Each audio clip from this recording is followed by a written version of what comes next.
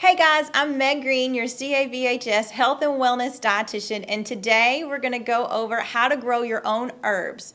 Herbs are a very easy plant to grow. You can grow them indoors and outdoors, and I'll give you a few tips on how to actually plant them. But first we'll go over a few popular ones. If you don't know which herbs to grow, first think about which ones do you eat. And I have a few popular ones here that people use frequently available for you guys to see. Some of them are fresh and some of them you can see have already been dried. First one here is mint. Mint is very popular, of course, to put in our tea. It is, this is fresh. Obviously, I just picked this from my plant this morning, but it also is used for dips and as a garnish for desserts. It's really good if you mix a little bit of mint with some cucumber and Greek yogurt to make a tzatziki dip. It's really, really yummy. Another is thyme. This is a fresh thyme. This goes really well with poultry, so any kind of meat. And then, of course, soups and stews. And it's really called in a lot of different dishes. So this is one that's very popular and it's very easy to grow. Sage is next, and here we have an example of dried sage. So you've already grown the plant, and once the leaves you take the leaves and let them dry, and then you can kind of grind them up and store those. And here's dried sage. This is very popular in Thanksgiving because a lot of people will use sage in their dressing. So it goes really well with meats and poultry as well. And then oregano. Here is a dried oregano that's down here. It kind of is in the mint family. Both of these are good to grow in separate plants by themselves because once they start growing, they really like to expand and take over. So if you do grow mint or oregano, have them in their own little separate pot. Oregano is popular in Italian dishes and then also in like Greek dishes and Middle Europe dishes. You can find oregano in Italian seasoning.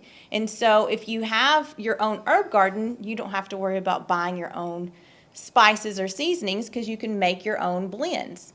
Rosemary is another popular one here, and here's fresh rosemary. And it is really, really yummy with lamb and other meats, especially in poultry. And anytime I'm making my own broth, so if I'm making vegetable broth or chicken broth, I always will add rosemary in there to help flavor that. And then another popular one here is parsley. This is fresh parsley, fresh from my garden this morning.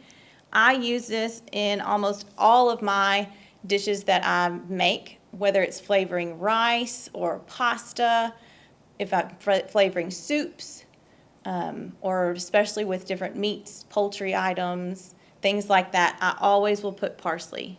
And so this is one that I use frequently. Another popular one is chive. And so that's kind of like the little green shoots. And it has an oniony flavor. It is very popular. You can sprinkle on top of all dishes, salads. Use it in dressings if you're making your own salad dressing, which is yummy. And it's really good if you put it in kind of like tuna salad or egg salad or even potato salad.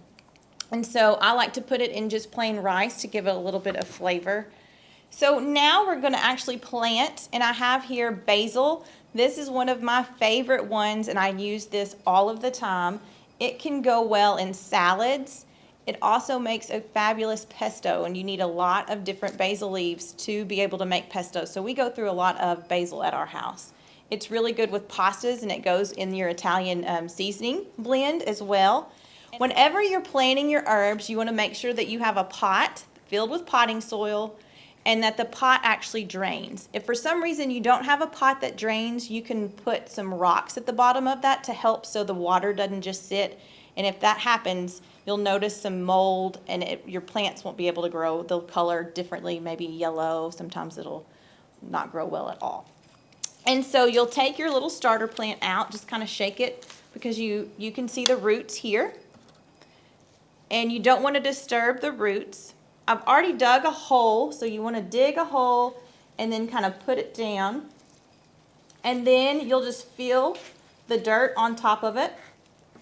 And that way it can adjust to its new home. Now it takes a few days If you notice that your plant's not looking well, anytime you move a home, you have to adjust.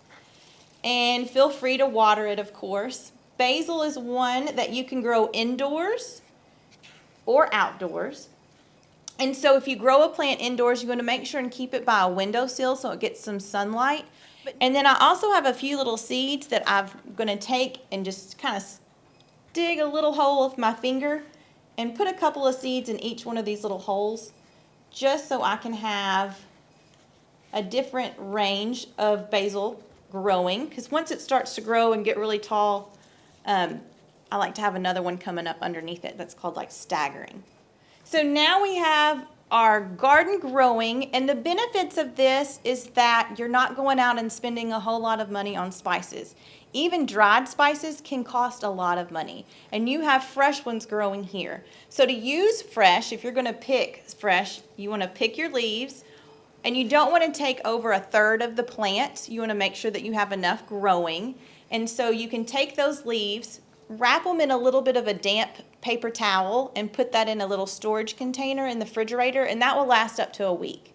Or you can take the leaves and let them dry out, and after they've dried out, you can kind of grind them up and then store that in an airtight container, and that will be good for up to a year.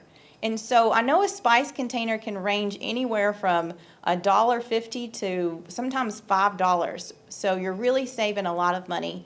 And it's low sodium, and it doesn't have any of those additives that sometimes those spices and seasoning blends have.